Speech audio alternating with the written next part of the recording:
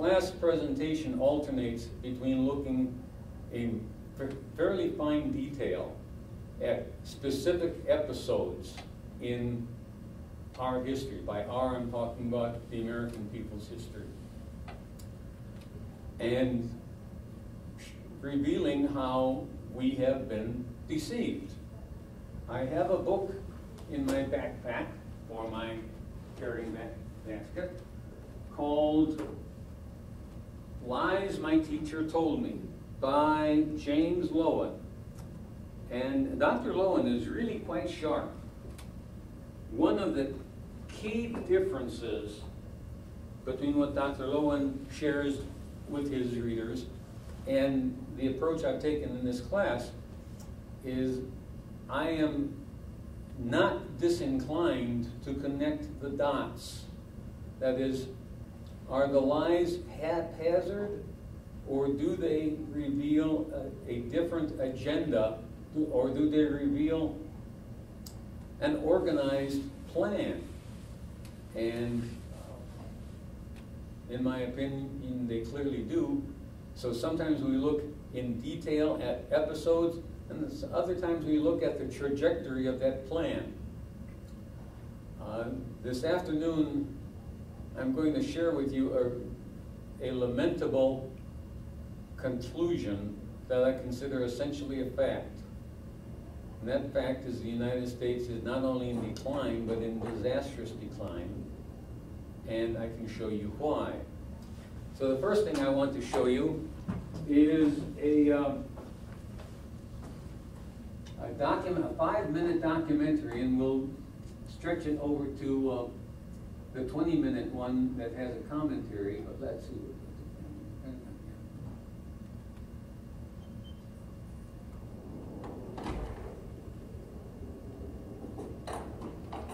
This is a 20-minute one. I want the other one.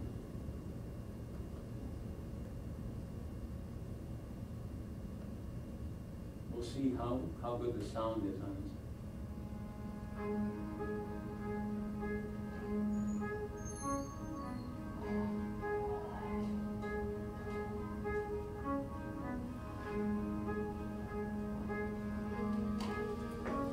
The Pentagon put this out as part of the future is urban. By 2030, urban areas are expected to grow by 1.4 billion, with that growth occurring almost entirely in the developing world. Cities will account for 60% of the world's population and 70% of the world's GDP. The urban environment will be the locus where drivers of instability will converge. It is the domain that by the year 2030, 60% of urban dwellers will be under the age of 18. The cities that grow the fastest will be the most challenged as resources become constrained and illicit networks fill the gap left by overextended and undercapitalized governments. The risk of natural disasters compounded by geography, climate changes, unregulated growth, and substandard infrastructure intersect to frustrate humanitarian relief. Growth will magnify the increasing separation between rich and poor. Religious and ethnic tensions will be a defining element of the social landscape. Stagnation will coexist with unprecedented development as impoverishment, slums, and shantytowns rapidly expand alongside modern high-rises, technological advances, and ever-increasing levels of prosperity. This is the world of our future. It is one we are not prepared to effectively operate within, and it is unavoidable. Megacities are complex systems where people and structures are compressed together in ways that defy both our understanding of city planning and military doctrine. It is an ecosystem that demands a highly agile and adaptive force to successfully operate within. Infrastructures will vary radically, with concentrations of high-tech transportation, globally connected air and seaports, contemporary water, utilities, and waste disposal intermixed with open landfills, overburdened sewers, polluted water, and makeshift power grids. Living habitats will extend from the high-rise to the ground-level cottage to subterranean labyrinths, each defined by its own social code and rule of law. Social structures will be equally challenged, if not dysfunctional, as historic ways of life clash with modern living, ethnic and racial differences are forced to live together, and criminal networks offer opportunity for the growing mass of unemployed. This becomes the nervous system of non-nation state, unaligned individuals and organizations that live and work in the shadows of national rule. Where physical domains can be seen, digital domains will have limitless potential to breed and expand without limit. Digital security and trade will be increasingly threatened by sophisticated illicit economies and decentralized syndicates of crime to give adversaries global reach at an unprecedented level. This will add to the complexities of human targeting, as a proportionally smaller number of adversaries intermingle with a larger and increasing number of citizens. The scale and density of these domains is daunting. In a city of 10 million, where you hold the support of 99% of the population, the remaining 1% represents a threat of 100,000. It is an environment of convergence hidden amongst the enormous scale and complexity of the megacity. These are the future breeding grounds, incubators, and launching pads for adversaries and hybrid threats. Linked globally, these are man-made labyrinths that provide refuge and movement across the vast sections of these cities where alternate forms of governance have taken control. The advice of doctrine, from Sun Tzu to current field manuals, has provided two fundamental options. Avoid the cities, or establish a cordon to either wait out the adversary or drain the swamp of non-combatants and engage the remaining adversaries in high-intensity conflict within. Even our counterinsurgency doctrine, honed in the cities of Iraq and the mountains of Afghanistan, is inadequate to address the sheer scale of population in the future urban reality. From the streets of Aachen to the Citadel and Way, we have defeated adversaries who attempted to use urban terrain to their advantage. Urban conflict is written deep into the Army's histories. But in tomorrow's conflict, these megacities are orders of magnitude greater in complexity, and our current options do not meet strategic ends. Our future operations must allow us to rapidly return the city to the people. They will be too large and complex to isolate or cordon in their entirety, yet our soldiers will have to operate within these ecosystems with minimal disruption and flow. Our current and past strategies can no longer hold. We are facing environments that the masters of war never foresaw. We are facing a threat that requires us to redefine doctrine and the force in radically new and different ways. The future Army will confront a highly sophisticated urban-centric threat that will require that urban operations become the core requirement for the future land force. The threat is clear. Our direction remains to be defined. The future is urban.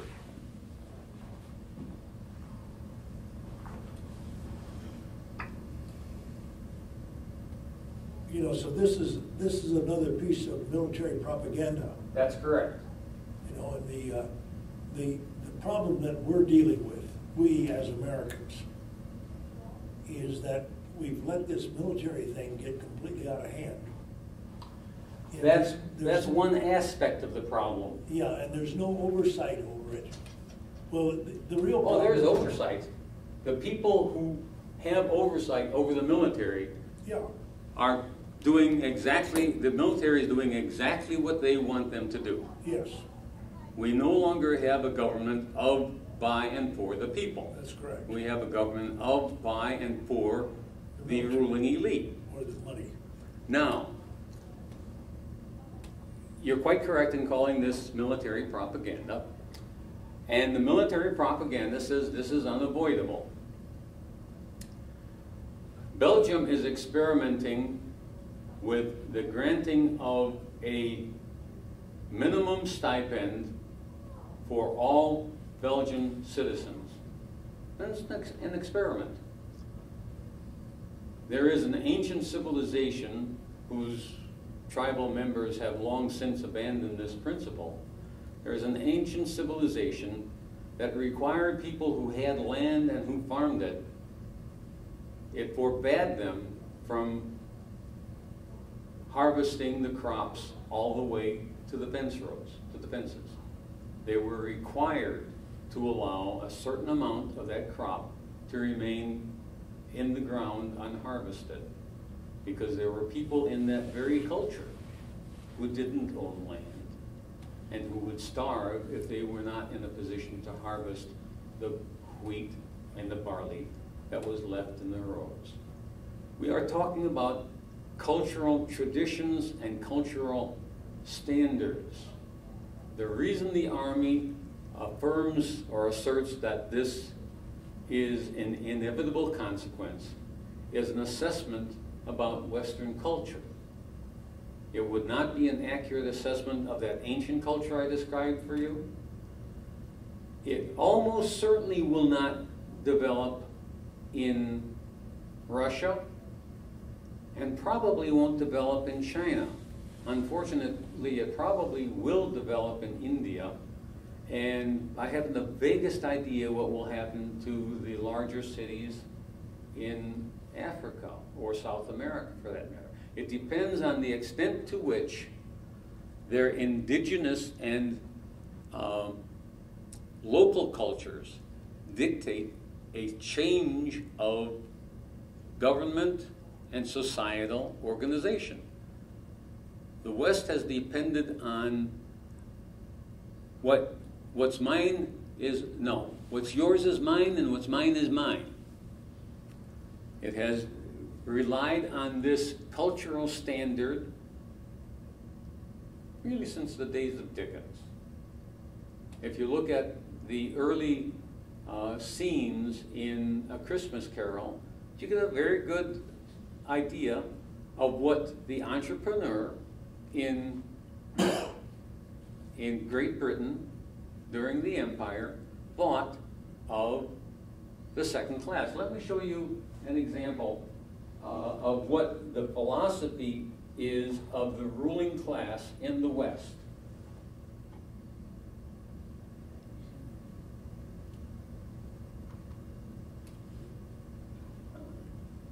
I apologize for time. I didn't open these programs earlier, so it'll take us a second.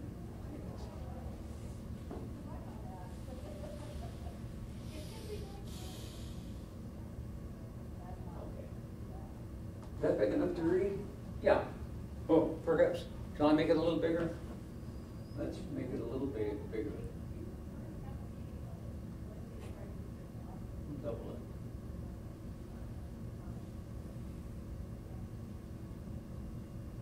This is from a eugenics journal, lamenting that the field of eugenics is in terrible disrepute. Osborne, the author of this article, had a ready answer for why eugenics was in disrepute. The hoi polloi, for some reason, refused to accept the idea that they are second rate compared to Osborne, Rockefeller, Sanger, Rothschild, and the superior class. We have failed to take into account a trait which is almost universal and is very deep in human nature.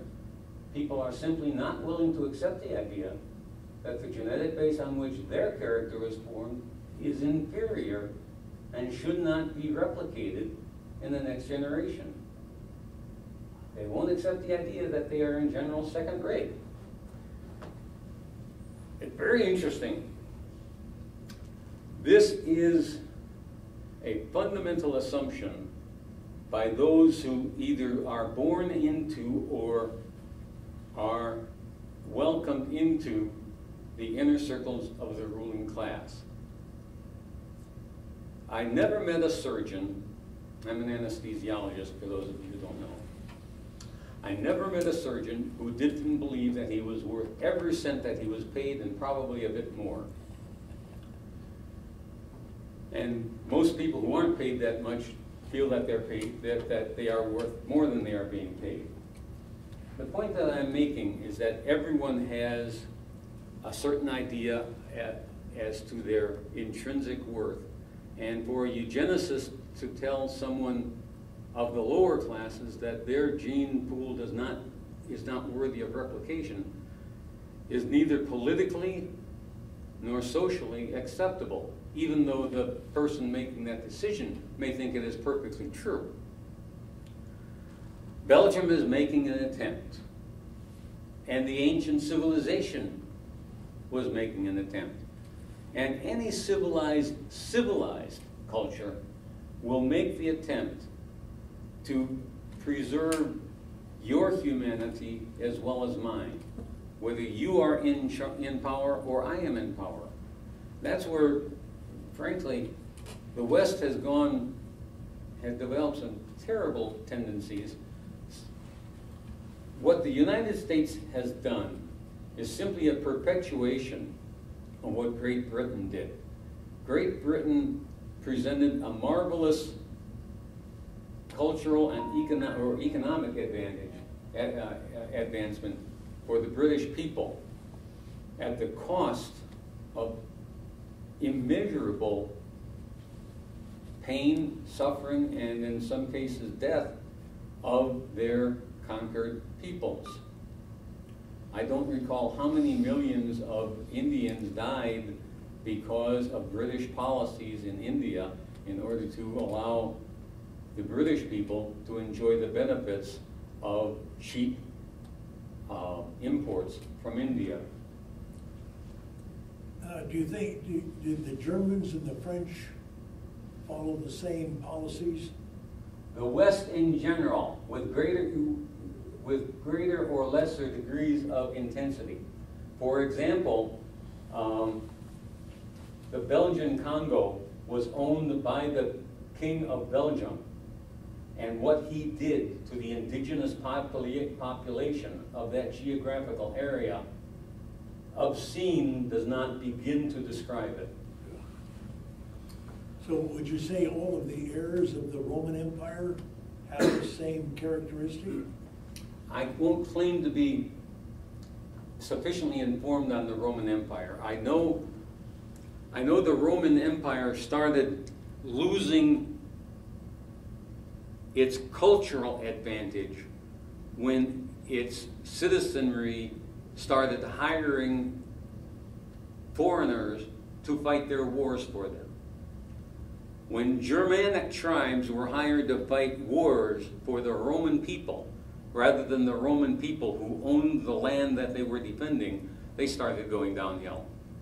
Which brings me to another topic,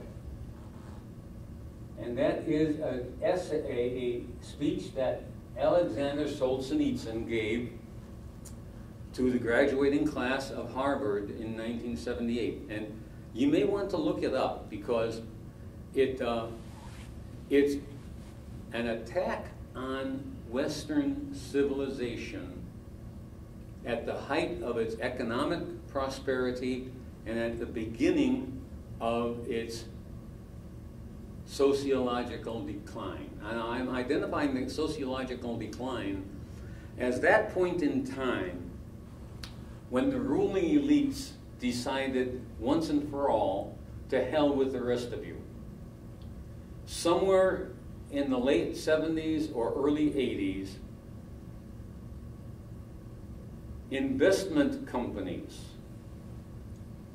went public. Prior to that time, investment firms were comprised of a half dozen to a dozen wealthy people who were investing their own money. And they treated it with considerable respect, and they invested in fairly secure options.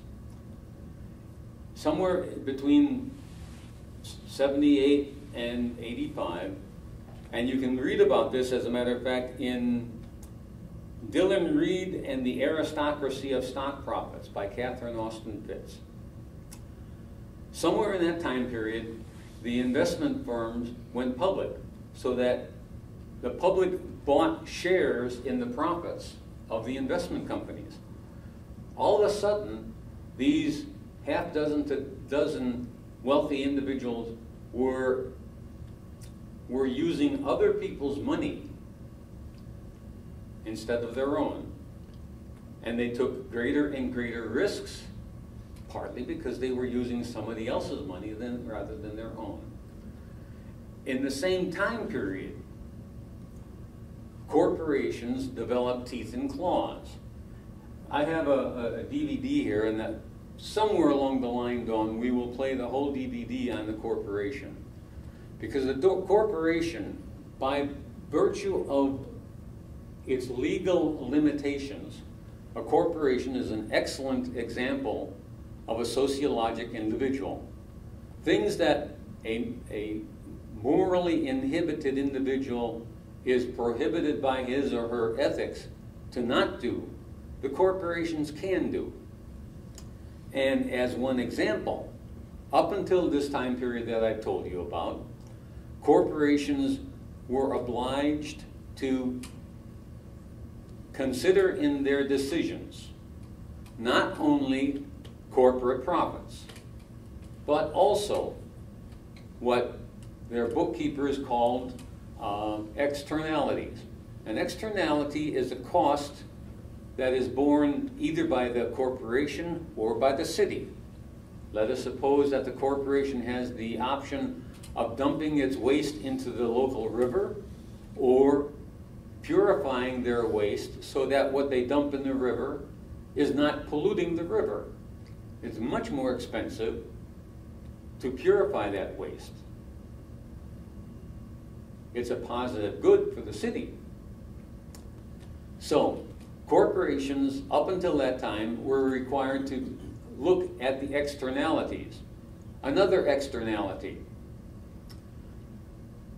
What is the consequence for, what's the city in New Jersey? That does what or what? Pardon? That does what or what? Camden. What's the consequence for Camden, New Jersey, if a major corporation in Camden decides to move its production facilities to Hong Kong? Oh, no, let's pick a rural city in China.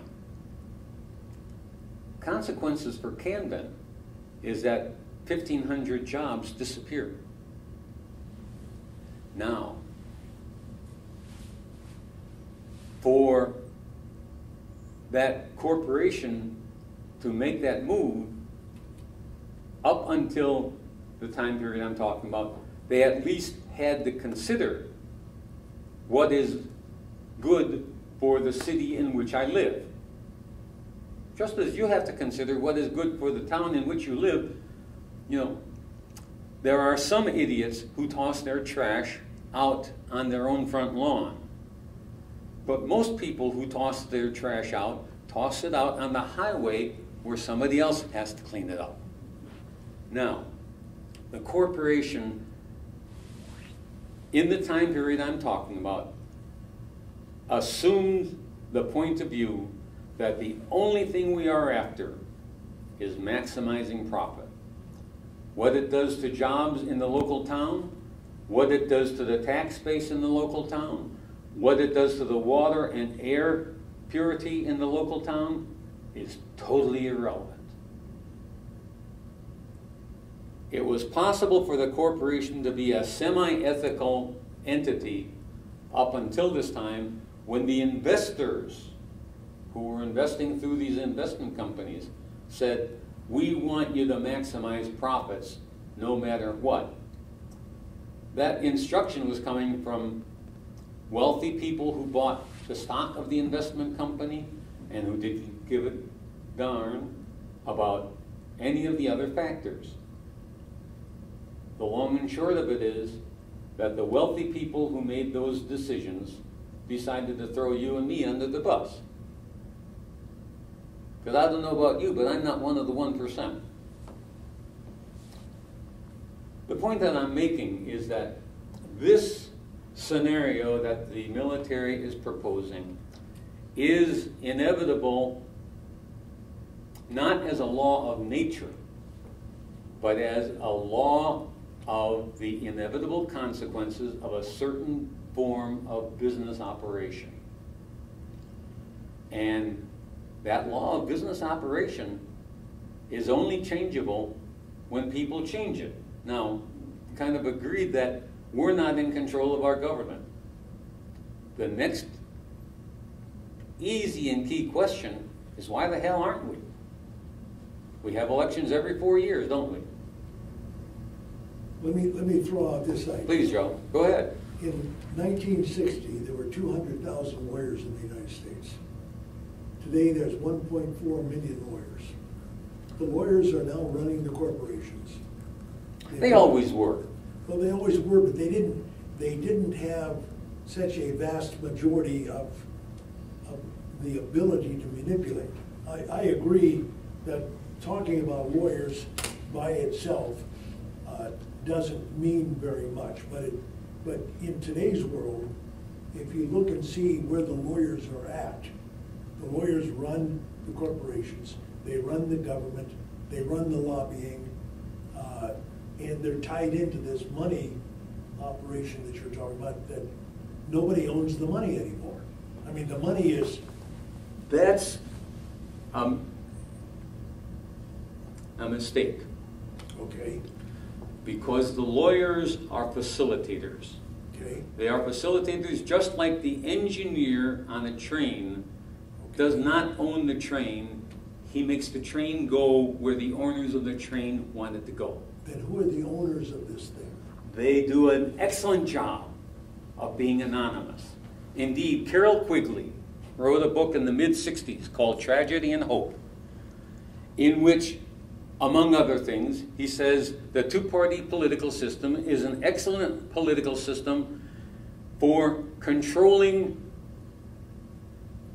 actual government policy, because the people get to throw the bums out every 4 years, but government policy doesn't change one whit. It goes back to who is in control. Barack Obama was articulate, black, and intelligent. Everything that George W. Bush wasn't. The policies in Iraq and Afghanistan didn't change one whit. That's correct. Okay? So you get the opportunity to vent your anger and not change anything effectively. Now, the question that I want to raise today, and at least begin to answer, is why the hell are we so stupid? Because we buy into this. There's a book out called What's the Matter with Kansas? Because Kansans consistently vote in a political pattern that is contrary to their own economic interests. The same author wrote a book about, I don't recall what the New England state was. What's the matter with, I'll use Massachusetts because I don't recall the time. They consistently vote contrary to what is in their own economic interest. Okay, so going beyond that, what's your conclusion about why Kansas operates like it does? Kansans have not learned how to think. Neither have the New Englanders, and neither have most of us. So is it because there isn't enough information out there, or we're insecure? Has nothing to do with information. We're insecure? We're dependent on the dollar? Where do you want to go with that discussion? Here's where I want to go with it.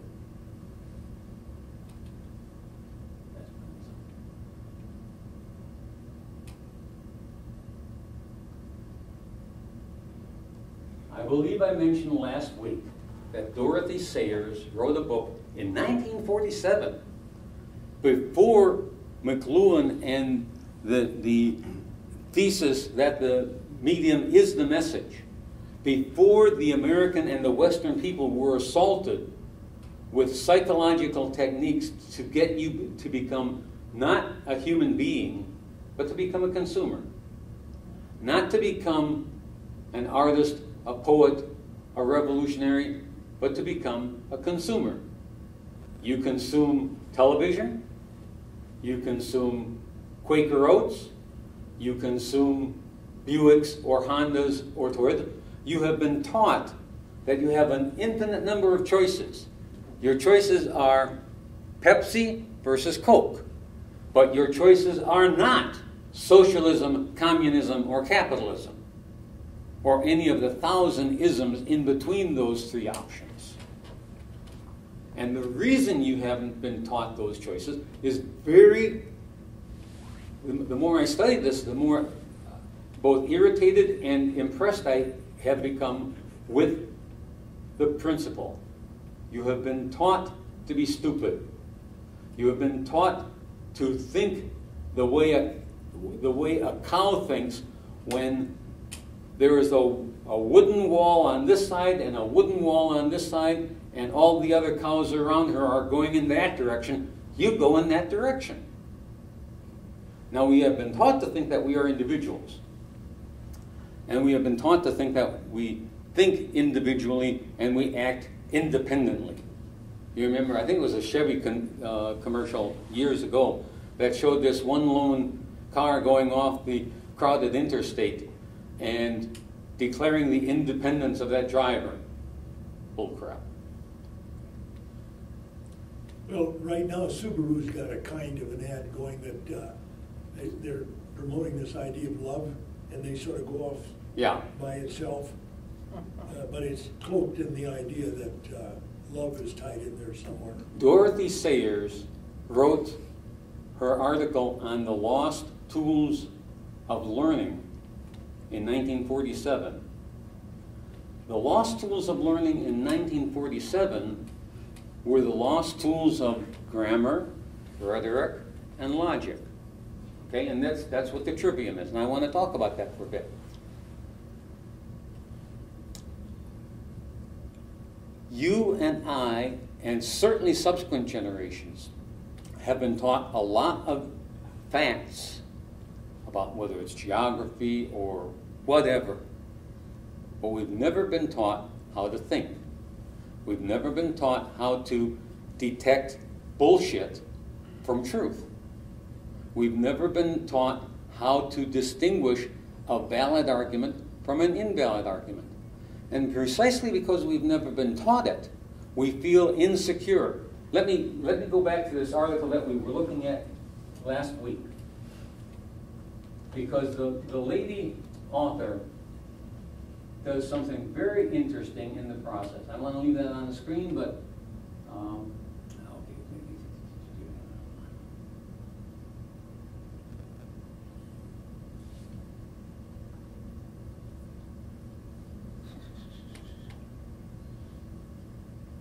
okay, there it is.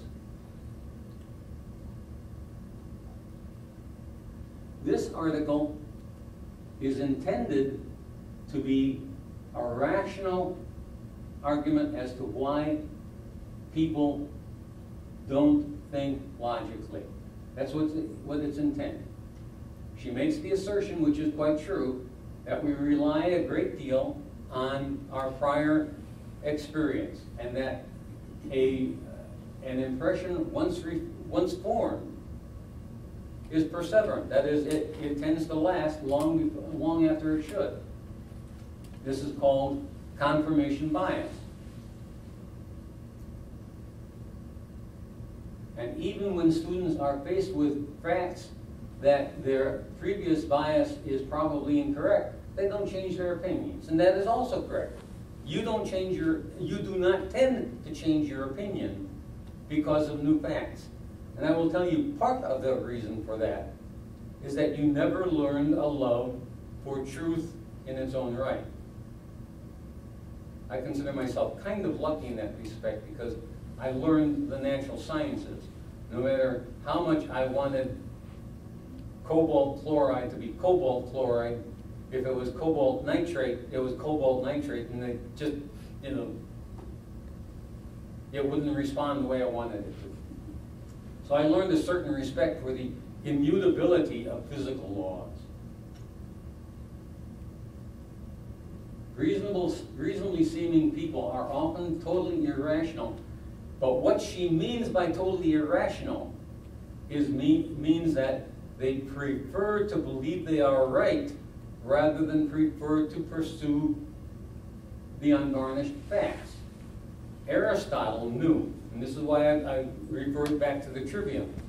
Aristotle knew that in any argumentation, if one of the persons pursuing an argument was emotionally committed to a certain thesis, you couldn't have a rational discussion, because that emotional commitment will lead them to use reason to justify their position rather than to explore the truth. I want to criticize this article a little further, because what she does, she says reason is an adaptation to the hypersocial niche that humans have evolved. She's using reason instead of using the word argumentation.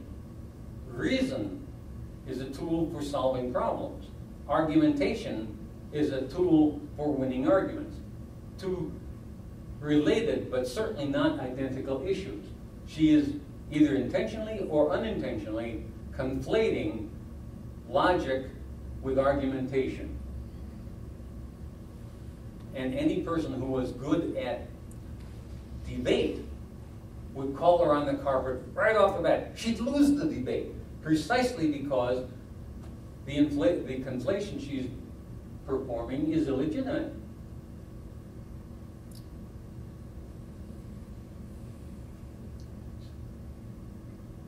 And I mentioned last week that if you take the studies of a mouse that is convinced that there are no cats around, that's an argument ad absurdum.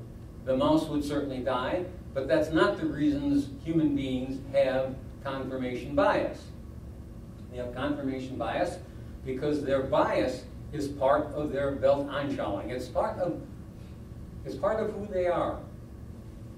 And if I attack Russ by attacking his belief system, and if Russ interprets that attack on his belief system as an attack on him, he's going to defend himself. And one of the young ladies presenting the arguments on 9/11 is a very good psychologist, and she says, you must, when talking with someone, let them become aware that you're not attacking them, you are challenging their assumptions. In fact, I've learned that the best way of dealing with a person who affirms the original 9/11 story, and this applies to the Holocaust, it applies to John F. Kennedy, it applies to Russiagate, is to find a way of helping them to ask questions where there are obvious errors. What do you think is going on with this Trump-Russia deal, or whatever the confusion? I'll answer that later on, Joe, because I want to finish off on this. You'll remember that the study indicated that half of the people changed their minds. In point of fact, if you read the study carefully, 30% actually changed their minds, and 70% knew exactly what they were arguing. So she has misrepresented the argument.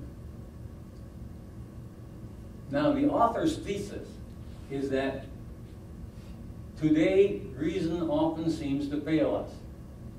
That's her thesis. She doesn't have the decency to say it's her thesis, but that's her thesis.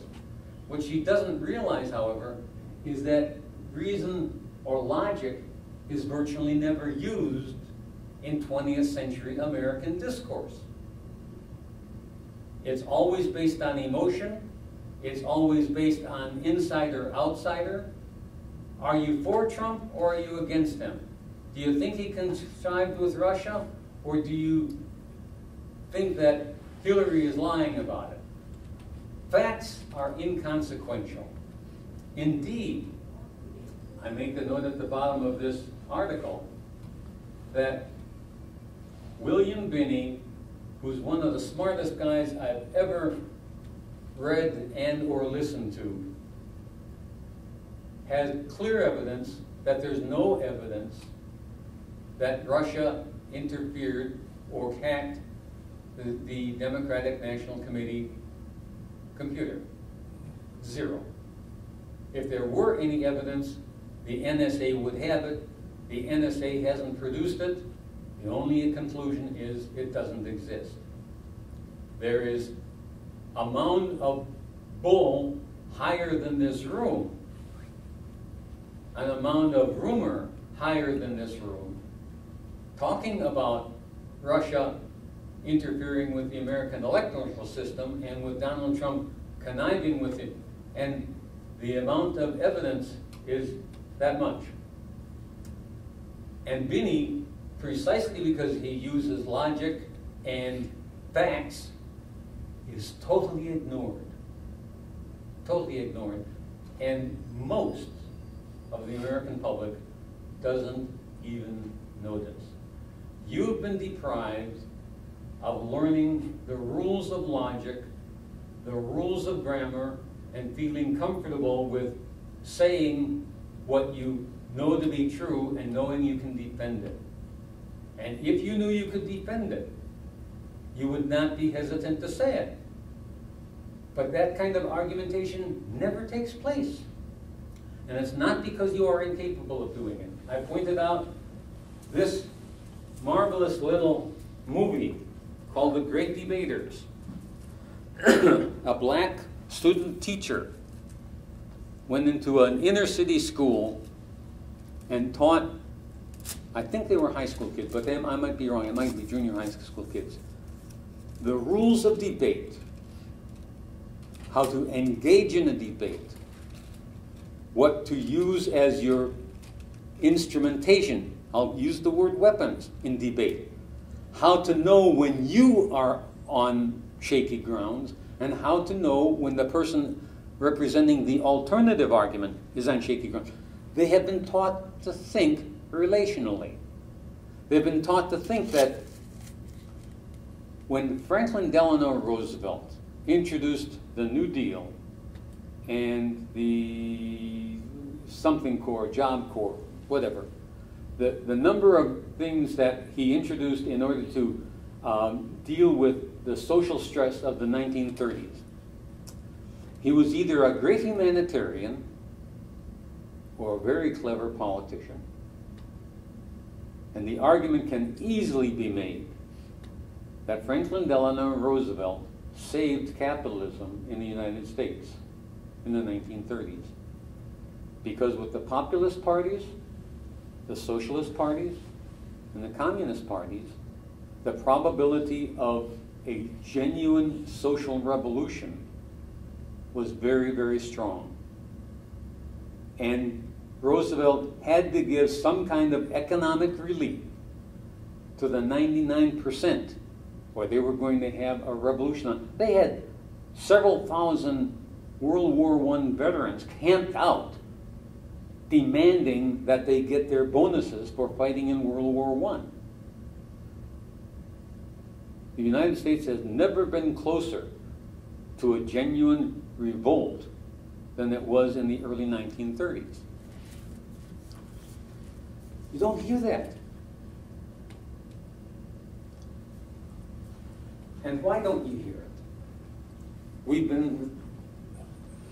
been told lies, whether we're talking about the lie about the Civil War, the lie about the Japanese attack at Pearl Harbor, the lie of the Tonkin Gulf, the lie of the Kennedy assassination, the lie of 9/11.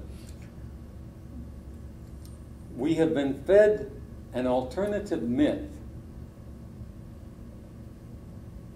and we have been denied the ability to think clearly so that you will behave like sheep. Now, if you want to be a sheep, make sure your shepherd keeps you fed, keeps you watered, and keeps you safe. Don't let him send you off to war. Don't let him bleed you dry. I think I've said before that the Haitians and the Palestinians know who their enemy is. Americans don't have a clue. My beloved wife, my beloved wife spends about 20 to 30 minutes each morning. I'm not sure I want this on the tape, but I'm going to say it anyway, Dawn. Reading what she perceives to be the current news. 99% of the current news is confetti or cotton candy. It is intended to distract people from what is actually going on around them. And I want to get into why it is inevitable that the scenario that the military predicts is going to take place.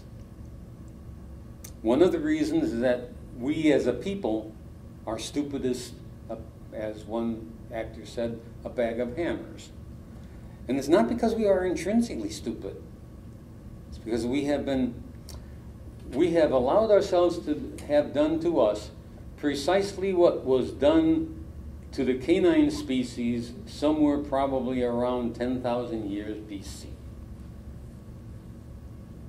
The wolf cub was caught from his mother and was fed and discovered that this human animal, instead of being a threat, actually provided him with food. And if I did certain things for my human master, he'd give me something more. And the canine became domesticated somewhere around, probably earlier than 10,000 BC, but I'm going to pick that number up. The feline has a window of about 6 weeks where the cat either allows itself to be domesticated or becomes feral. If the human beings haven't domesticated that animal after that 6-week period, that's a wild creature. That wild creature expresses what an American patriot said. An American patriot said, "Is life so sweet or peace so dear as to be purchased at the price of chains and slavery? Forbid it, God Almighty. I know not what course others may choose. As for me, give me liberty or give me death." Which leads me again to what Solzhenitsyn said in 1978. In 1978, fundamentally, Solzhenitsyn said, the people of Russia and of Eastern Europe were tougher intellectually and physically and morally than the people of the West. They had been oppressed by an oppressive regime. Solzhenitsyn had nothing good to say about Soviet communism. But what he said about the people was that the people knew what they wanted, what they were willing to accept, and what they were not willing to accept. And by implication, he was saying the people of the West are clueless. And I think he's right. Jan. When you've gone back before and talked about education in this country and the corporation, those foundations starting in around the 1914, whatever. And you also were talking about education with the Prussians before that. When you think of the high literacy of Americans during Dickens' time, right, during those 18, and reading original sources. Okay, it's still biased, but it's original sources. When did, like, textbooks, when did that happen? Because then you can see how it's dumbing you down, how there's no critical thinking involved. When did Great that question. happen? Excellent question. Because it took planning. It took a common theme. And that common theme, let's play Norman Dodd's discussion for a few moments, shall we? Norman Dodd was in on the ground floor, without knowing he was in on the ground floor. Norman Dodd was in on the ground floor of a changing of American culture. The changing of American culture took place at the very early part of the 20th century. Let's see. And the Ford Foundation, and I'm blanking out on a couple others. This is 20 minutes long, so I'm not going to let it go for the whole period, but I'll let it go until we get to the key portions. And if I may interrupt here for a second, at what point in your career did you become connected with the Reese Committee? 1953. 1953. Yeah. And what was that capacity, sir? That was the capacity of what they call Director of Research for the Reese Committee. Can you tell us what the Reese Committee was attempting to do? Yes, I can tell you. It was operating and carrying out instructions embodied in a resolution passed by the House of Representatives, which was to investigate the activities of foundations as to whether or not these activities could justifiably be labeled un-American without, I might say, defining what they meant by un-American. But that was the resolution. And the committee had then the task of selecting a council, and the council in turn had the task of selecting a staff. And he had to have somebody who would direct the work of that staff. And that was what they meant by the Director of Research. What were some of the details, the specifics that you told the committee at that time? Well, Mr. Griffin, in that report, I specifically,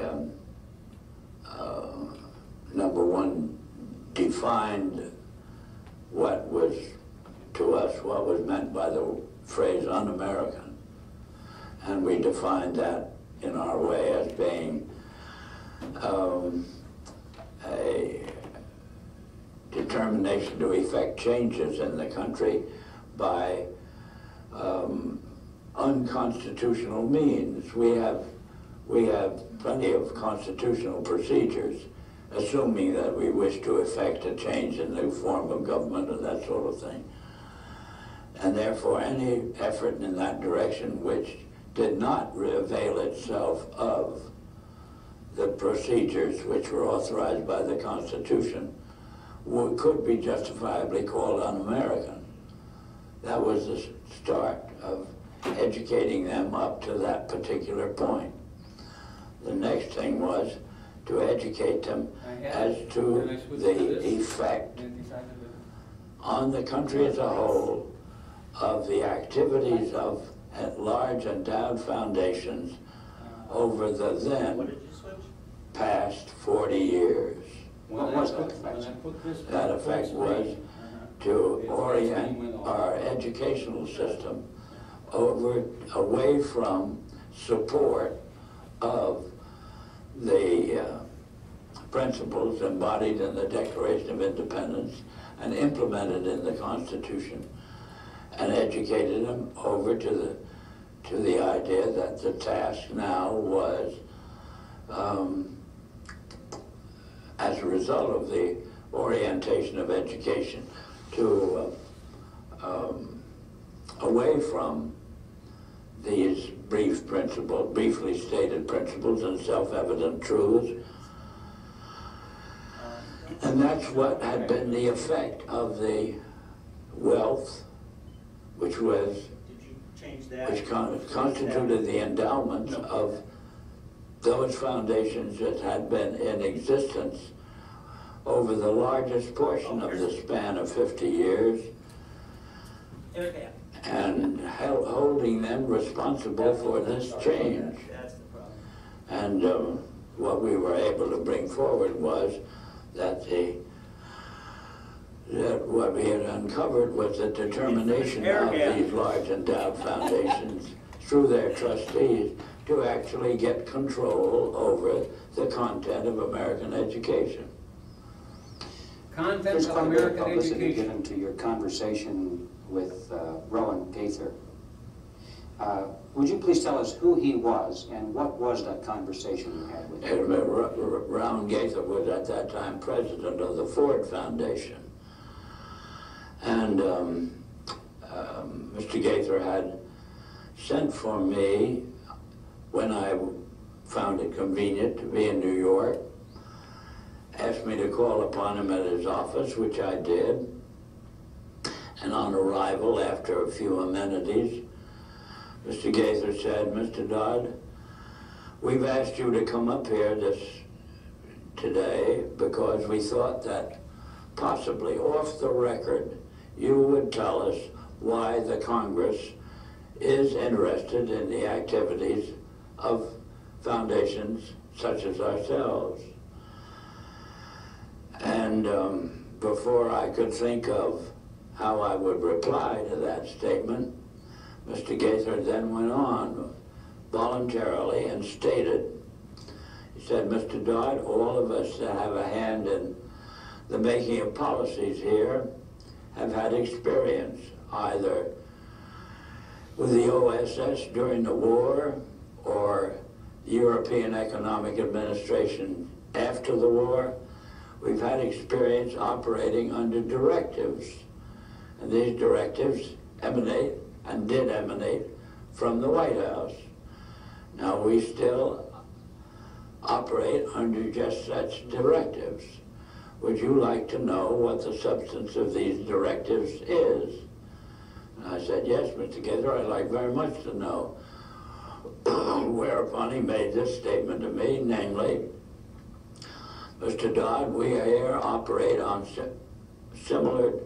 in response to similar directives, the substance of which is that we shall use our grant-making power so to alter life in the United States that it can be comfortably merged with the Soviet Union. Well, parenthetically, Mr. Griffin, I nearly fell off the chair. Of course it didn't, but my response to Mr. Gaither then was, "Oh, Mr. Gaither, I can now answer your first question. You forced the Congress of the United States to spend $150,000 to find out what you just told me. So why don't you I said, of course, legally you're entitled to make grants for this purpose. But I don't think you're entitled to withhold that information from the people of the country to whom you're indebted for your tax exemption. So why don't you tell the people of the country that's what you told me?" And his answer was, "We would not think of doing any such thing." So then I said, "Well, Mr. Gaither, obviously you forced the Congress to spend this money in order to find out what you just told me." Mr. Dodd, you have spoken before about some interesting things that were discovered by Catherine Casey at the Carnegie Endowment. Can you tell us that story, please? Yes, I'm glad to, Mr. Griffin. This experience that you have just referred to came about in response to a letter which I had written to the Carnegie Endowment for International Peace, asking certain questions and gathering certain information. And on the arrival of that letter, Dr. Johnson, who was then president of the Carnegie Endowment, telephoned me and said, "Did I ever come up to New York?" And I said, "Yes, I did, more or less each weekend." And he said, "Well, when you're next here, will you drop in and see us?" Which I did. And again, on arrival at the office of the endowment, I found myself in the presence of Dr. Joseph Johnson, the president who was a successor to Alger Hiss, two vice presidents, and their own counsel, a partner in the firm, Sullivan and Cromwell. And Dr. Johnson said, after, again, amenities, "Mr. Dodd, we have your letter. We can answer all those questions, but it'd be a great deal of trouble. And we have a counter-suggestion. And our counter-suggestion is that if you can spare a member of your staff for 2 weeks and send that member up to New York, we will give to that member a room in the library and the minute books of this foundation since its inception. And we think that whatever you want to find out or the Congress wants to find out will be obvious from those minutes." Well, my first reaction was they lost their mind. I had a pretty good idea of what those minutes would contain, but I realized that Dr. Johnson had only been in office 2 years, and the vice presidents were relatively young men, and counsel seemed to be also a young man, and I guessed that probably they'd never read the minutes themselves. And so I said I had somebody, I would take it. I would accept their offer, and I went back to Washington, and I selected the member of my staff who was on my staff, having been a practicing attorney in Washington, but she was on my staff to see to it that I didn't break any congressional procedures or rules. In addition to which, she was unsympathetic to the purpose of the investigation.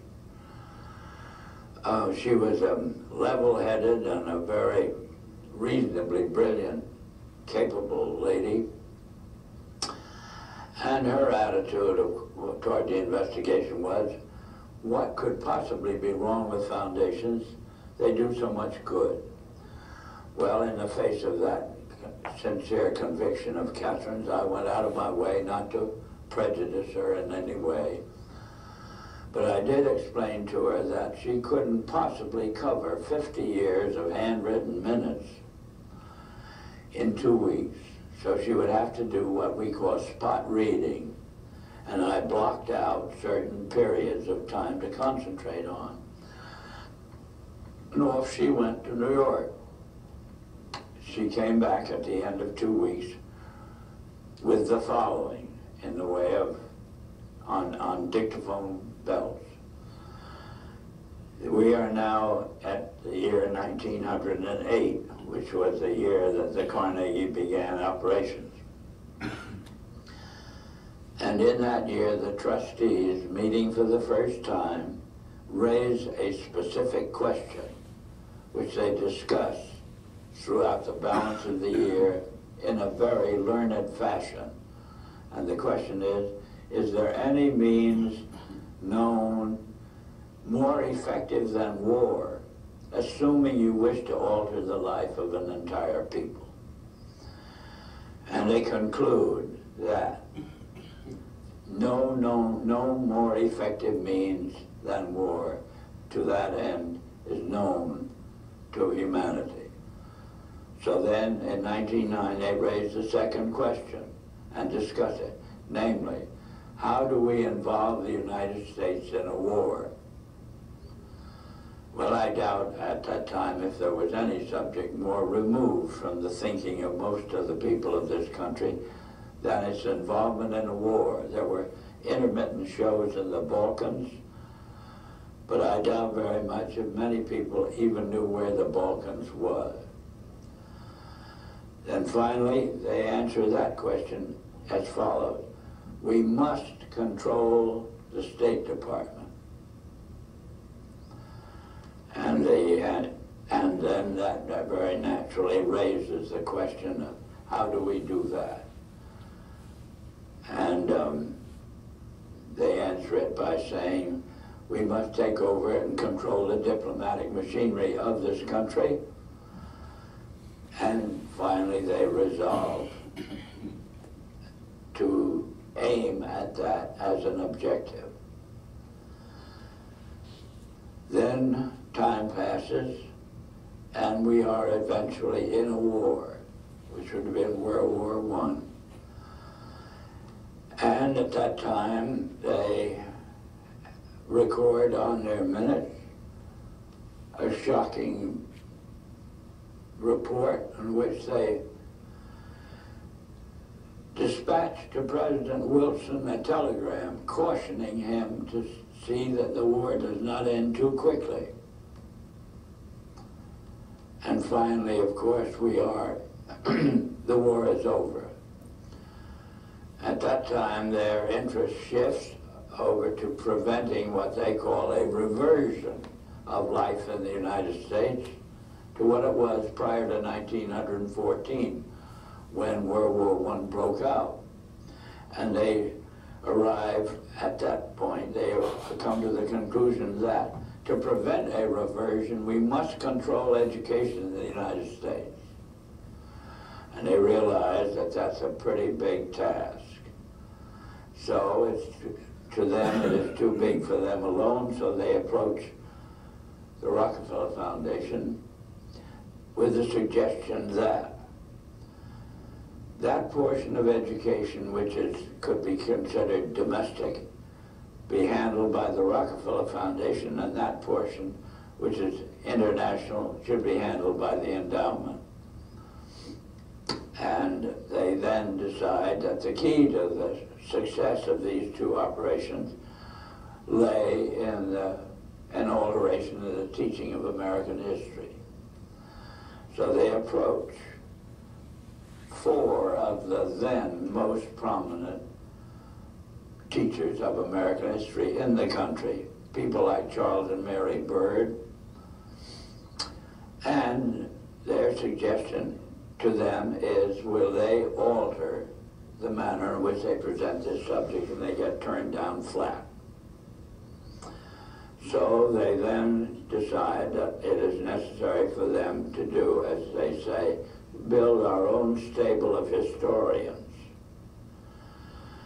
And then they approach the Guggenheim Foundation, which specializes in fellowships, and say, when we find young men in the process of studying for doctorates in the field of American history, and we feel that they are the right caliber, will you grant them fellowships on our say-so?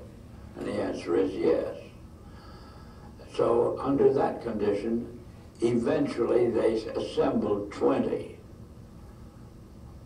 And they take this 20 potential teachers of American history to London, and there they're briefed into what is expected of them when, as and if they secure appointments in keeping with the doctorates they will have earned. And that group of 20 historians ultimately becomes the nucleus of the American Historical Association.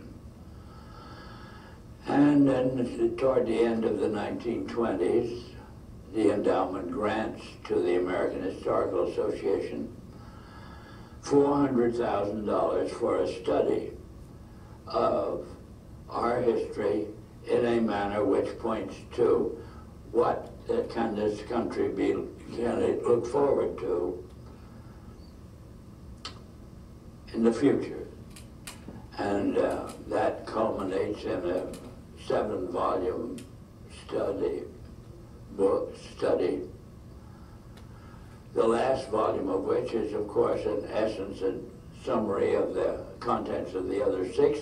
And the essence of the last volume is the future of this country belongs to collectivism administered with characteristic American efficiency. That's the story that ultimately grew out of, and of course was what could have been presented by the members of this congressional committee to the Congress as a whole for just exactly what it said. Do you think that's true, that collectivism was the goal, or do you think that's something from the 50s in his mindset? I think the goal was the creation of a uniform society, a uniform, predictable, manageable society. Like sheep, like cows, relatively like chicken, because in the late 1900s, no, go back a little bit, in 1850 or between 1850 and 1860, I don't recall the exact date, Abraham Lincoln in one of his speeches said that every American, and this was not challenged by his audience, every American wants to be his own boss and to have his stake in the world and to be in control of his own life. In the early 20th century, everyone was conditioned. Everyone of the hoi polloi were conditioned to believe and to expect to arise in the corporate world. You will get a good job for GM. You will get a good job in Westinghouse, et cetera, et cetera. To that extent, what Dodd is talking about, I think, is quite accurate. Whether he was also shaped by the 1950s, everyone is shaped by their own times. But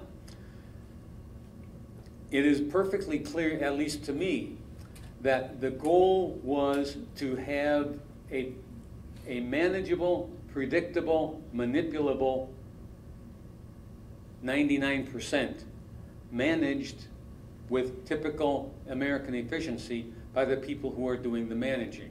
Now, I'm going to demonstrate how that has been effective, because I'm going to show you religion has always taught conformity. The Boy Scouts teaches conformity. Absolutely. I mean, the whole system teaches conformity. Not in this class. Well, yeah, this class, I mean, that's what we're discussing. But the system teaches conformity. That's right. Because the system can only cope with manageable, predictable people. The functions of secondary, this, Don, is from the Bible written by Dr. Inglis, for whom the Harvard Educational Series was named. And I've got a little segment. The 6 important functions of secondary education. This is not for the children of Bob Gates or whatever his first name is. This is for your children, my parents' children. The adjustive or adaptive function, I lost the adjective there. The differentiating function, the propedeutic function. Now I'm going to look at what those functions are. The adjustive function, adjustment of the pupil to his social environment. Take orders from the people who are giving you orders, and give orders to the people to whom you are in a position. Present social organization comprises certain elements which may be expected to remain relatively stable. He puts what he has to say in great didactic words, but if you translate it into English, the first principle of secondary education is to accept your position in the hierarchy, to generate a predictable response to authority, to integrate you into a society. They don't want oddballs. A sufficient amount of like-mindedness, of unity of thought, habits, ideals, and standards requisite for social cohesion and social solidarity. Ordinarily, in Italy or in Hungary, you would have sufficient cultural homogeneity that these would be taught and recognized in the home. So there's some rational point to attempting to establish this. The problem, however, comes when, and this is pointed out in Charlotte Iserbyt's work, not when you are establishing an awareness of what is expected of you, but when your moral foundation is being established by the state educational machinery. When Charlotte in the school board meeting mentioned that the school's mission should be, at least in part, establishing a moral basis for human existence, she was challenged on what humanity. Now, there's an obvious answer to that if you're willing to accept a non-state supported morality. And the obvious answer to that is you can take any religion of the world and how it expects one member to act toward another member. In other words, how human beings, when they are in a stable cultural situation, what is a moral way of interacting with other human beings? Not how they react with God, but how they react with one another. The example of not harvesting to the edge of the field is how you treat the poor in your culture. But you can take that from a Jewish culture, you can take it from a Confucius culture, you can take it from a Muslim culture. Muslim culture is really great because they take the problem of the poor very seriously. You can take any religious culture that sees human beings having a responsibility for one another and create a moral structure from that. The social structure of the American educational system says you ain't got no foundation for that. We're not going to teach any morality because any morality is your understanding of what morality is. So, instead of trying to summarize this, I'm going to let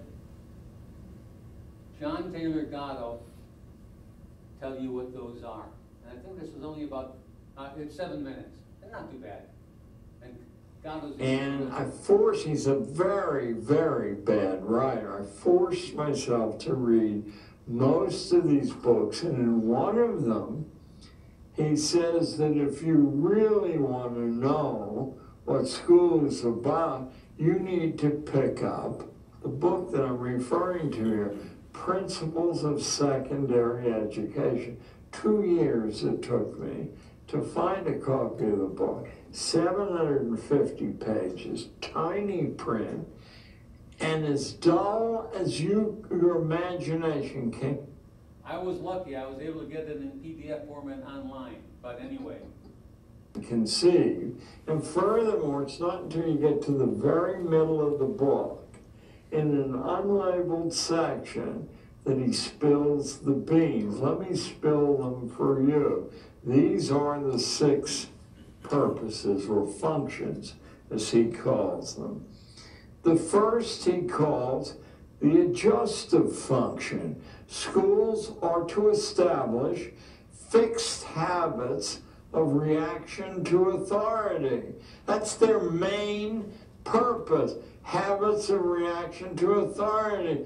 That's why school authorities don't tear their hair out when somebody exposes that that the atomic bomb wasn't dropped on Korea, as a history book in 1990s printed by Scott Forsman distributed, and why each of these books has hundreds of substantive errors. Learning isn't the reason the texts are distributed. So first is the question, Janet. Adjustive function, fixed habits. Now, here comes the wonderful insight that being able to analyze a detail will give you. How can you establish whether someone has successfully developed this automatic reaction? Because people have a proclivity when they're given sensible orders to follow it. That's not what they want to reach. The only way you can measure this is to give stupid orders and people automatically follow those. Now you've achieved function 1. Have you ever wondered why some of the foolish things schools do are allowed to continue? Number 2, he calls it the integrating function, but it's easier to understand if you call it the conformity function. It's to make children as alike as possible, the gifted children and the stupid as alike as possible, because market research uses statistical sampling, and it only works if people react generally the same way. The third function he calls the directive function. School is to diagnose your proper social role and then to log the evidence that here's where you are in the Great Pyramid, so that future people won't allow you to escape that compartment. The fourth function is the differentiating function. Because once you've diagnosed kids in this layer, you do not want them to learn anything that the higher layers are learning. So you teach just as far as the requirements of that layer. Number 5 and 6 are the creepiest of all. Number 5 is the selective function. What that means is what Darwin meant by natural selection. You're assessing the breeding quality of each individual kid. You're doing it structurally because school teachers don't know this is happening. And you're trying to use ways to prevent the poor stuff from breeding. And those ways are hanging labels, humiliating labels around their neck. encouraging the shallowness of thinking, you know. I often wondered, because I came from a very, very strict Scotch-Irish culture that never allowed you to leer at a girl. Well, when I got to New York City, the boys were pawing the girls openly, and there was really no redress for the girls at all, except not showing up in the classroom, you know, high absentee rates. Well, you're supposed to teach structurally that that sexual pleasure is what you withdraw from a relationship, and everything else is a waste of time and expensive. So the selective function is what Darwin meant by the favored races. The idea is to consciously improve the breeding stock. Schools are meant to tag the unfit with their inferiority by poor grades, remedial placement, humiliation, so that their peers will accept them as inferior. And the good breeding stock among the females will reject them as possible partners. And the sixth is the creepiest of all, and I think it's partly what Tragedy and Hope is about. It's a fancy Roman name, the propaidutic function, because as early as Roman big-time thinkers, it was understood that to continue a social form required some people being trained that they were the custodians of this. So some small fraction of the kids are being ready to take over the project. That's the guy in the honor lecture, and it will not surprise you that his ancestors include the major general at the siege of Lucknow in India, famous for tying the mutineers on the muzzles of the cannons and blowing them apart, or somebody who was forced to flee New York City, a churchman, because at the beginning of the American War. That's interesting, but not relevant to the point that I'm going to be making. That is the structure of education for the 99%. Now, I want to show you what are the emphases of the prep schools that were established in the last third of the 19th century. When public schooling was established in the United States, completed about 1890, the ruling elite, the wealthiest families, established over a period of about 20 years 10 or 12 prep schools, to which they would send their sons and daughters with the explicit intent that their sons would breed with the daughters of other like families, and that the daughters would breed with other like families. I want to show you what the goals of these secondary schools were, in contrast to what English says the goals of the normal. Let's see if we can get this a little bigger, because we can scroll down a bit. I'll explain it. I think you'll agree that the description Gatto gives of English was very minimalistic, expecting the very least out of their subject matter. This is what is expected of the graduate of the top prep schools, that they develop a theory of human nature as developed in an understanding of history, philosophy, theology, literature, and doctrine. It doesn't mean that they have to embrace that theology. They have to come to an understanding of what they believe human nature to be. They are to develop skill in the active literacies. Now, the active literacies are writing and speaking. The passive literacies are reading and listening. All four are important, but the only way you achieve social and political power is by being able to communicate what you think and know, rather than simply absorb what somebody else is thinking and knowing. Insight into the major institutional forms, courts, corporations, knowing how the social systems work. Repeated exercises in the forms of good manners and politeness. Not because the good manners and politeness are so important in and of themselves, but because being aware of good manners and practicing them instinctively will open all kinds of doors. Imagine the doors that are opened to a well-groomed young man who holds the door open for his teacher, compared to the doors that are not opened to the slovenly-looking teenager who opens and walks through the door and lets it close behind him. Total difference. The ability to work independently.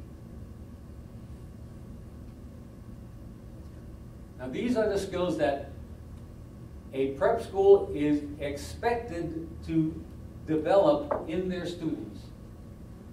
Energetic physical sports, let me get that, sorry about that, are not a luxury or a way to blow off steam.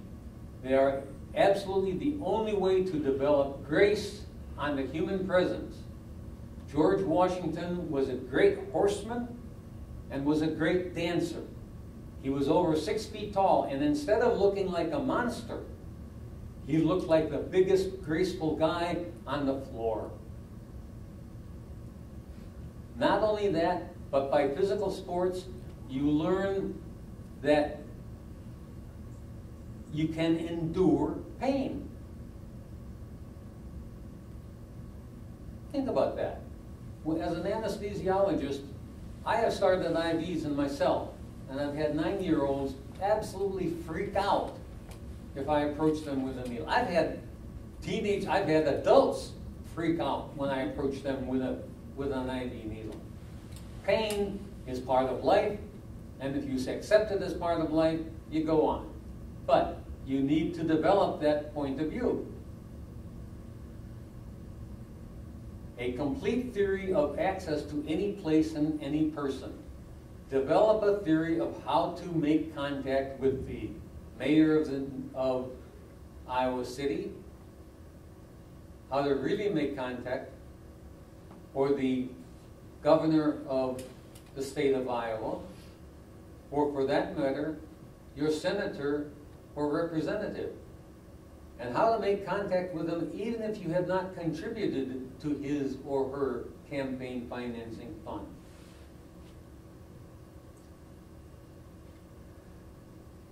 Grab responsibility whenever it is offered, deliver 150%. How many high school kids know to volunteer? The only place yet that you don't want to volunteer is in the military. But in high school, if you volunteer, you learn a hell of a lot. But most kids don't learn this. The top 1% do learn that. A personal code of standards in production, that is following through on your responsibility, your behavior, and your morality. Now, after you get out of prep school, you may abandon those, but the prep school is responsible for your developing them. To be familiar with and at ease with the fine arts. To this day, I wish I knew a great deal more about music and painting, but there's no way of reliving it. The power of accurate observation and recording. To know what you saw and to be able to describe it. Whether we're talking about the black and white butterflies with black stripes up the yellow portions, or whether we're talking about the birds with red and yellow stripes on a tan wing. Absolutely crucial. That's what it means to be a good observer. The ability to deal with challenges of all sorts, including the ability to forgive yourself if you fail, by the way. Failure is not a terminal condition.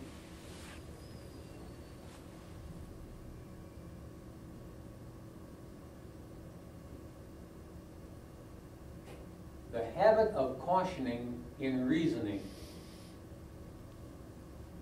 Now, the 99% haven't even learned how to reason. These 1%ers not only are expected to learn how to reason, but learn to be cautious in the conclusions that they draw. And the last one is really about continuing to grow in life. Constant development and testing of judgments. Develop hypotheses. Test the hypotheses. If the prediction about the hypothesis works out, you revise the hypothesis. If it works out, it tends to confirm your bias. But you continually re-evaluate. This is that I would submit is actually a program in how to grow out of being a child and into being an adult. But it's totally absent in English's preparation. I'm going to play for you a comedian. Where can I find him? There it is. Mr. Carlin is an excellent observer of the American situation. Was. I believe he's passed away.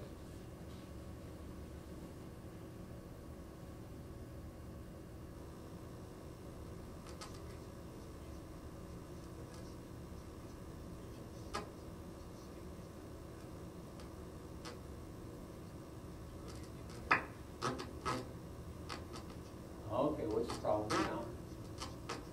now? And close this up. I'll try opening it again, because obviously my computer is not reading it correctly.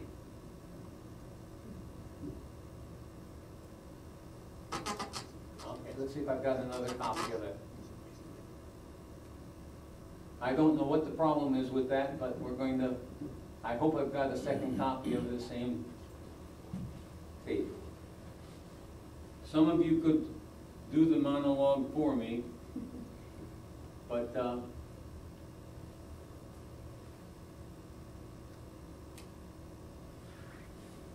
let's see if this one will do it.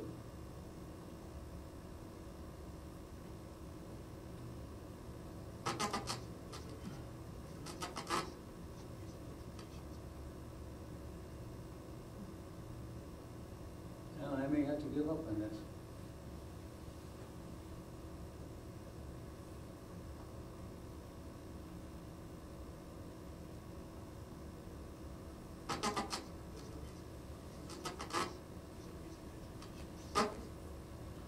Well, what Mr. Carlin says is that the 1%ers have everything but your Social Security, and they're going to get it. And what they want are not people who are capable of critical thinking. They want people who are smart enough to keep the books and do the paperwork, and not smart enough to rebel against being shafted. And we all know his concluding line, it's a big club, and you ain't in it. I apologize for not being able to play it. The message that I bring you this afternoon is that this plan was initiated in the middle of the 19th century. It is going to reach its culmination in the dystopia that the military is planning on. And your ability to think critically is absolutely important, but your fellow Americans have not learned how to think critically. I bless you if you can help them begin to learn. The Zionists, the Israeli Zionists, have infiltrated the American military. the American police force, they own Congress, they own the White House, and they own the judiciary. So even if some well-intended person like John F. Kennedy wanted to change the direction of the freight train, at this point in time, I don't think he or she would succeed. But you will continue to have candidates like Elizabeth Warren, or who's that female senator from Hawaii? Anyway, you'll continue to have people who are the knights on white horses so that you can vote for them. But always have some silver on you and always have an escape plan. Thank you for your attention. I'm going to be going for 2 months. Okay, call me when you get back.